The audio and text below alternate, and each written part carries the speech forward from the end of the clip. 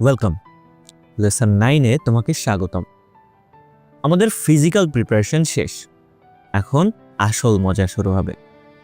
এই লেসনে আমরা টাচ টাইপিংয়ের হৃৎপিণ্ড অর্থাৎ এই ইউনিভার্সাল মাসল মেমোরি বিল্ড করার কাজ শুরু করব। আর এই যাত্রার প্রথম এবং সবচেয়ে গুরুত্বপূর্ণ ধাপ হলো হোম রোকে চেনা।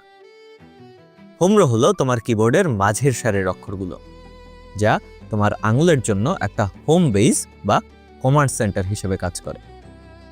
তোমার আঙুলগুলো অন্য যে কোনো কি প্রেস করার পর আবার এই হোম রোতেই ফিরে আসবে। এটাই টাচ টাইপিং এর মূল ভিত্তি। এখন কিবোর্ডের দিকে একদম তাকাবে না, তোমার চোখ স্ক্রিনে রাখো। এবার তোমার দুটো ইন্ডেক্স ফিঙ্গার বা তর্জনী দিয়ে কিবোর্ডের মাঝের সারির দুটো কি খুঁজে বের করো, যেগুলোর উপর ছোট উঁচু চিহ্ন বা বাম্প আছে। একটু অনুভব করলেই তুমি পেয়ে যাবে। পেয়েছো? এই কি দুটো হলো এফ এবং জে। এগুলো হলো তোমার অ্যাঙ্কর কিস, যা তোমাকে না দেখেই সঠিক অবস্থান খুঁজে পেতে সাহায্য করবে। এখন চলো আমরা আমাদের আঙুলগুলোকে তাদের সঠিক জায়গায় বসাই। তোমার বাম হাতের ইন্ডেক্স ফিঙ্গারকে রাখো এফ কি এর উপর, আবার বাকি আঙুলগুলো স্বাভাবিকভাবে পাশে বসিয়ে দাও। মাঝের আঙুল ডিতে, রিং ফিঙ্গার এসে, আর কনিষ্ঠ আঙুল বা পিঙ্কি এতে।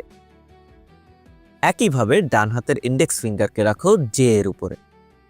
বাকি আঙুলগুলো বসবে মাঝের আঙুল কেতে, রিং ফিঙ্গার এলে, আর কনিষ্ঠ আঙুল সেমিকোলনে। আর তোমার দুটো বৃদ্ধাঙ্গুলি বা থাম থাকবে স্পেস বারের উপর।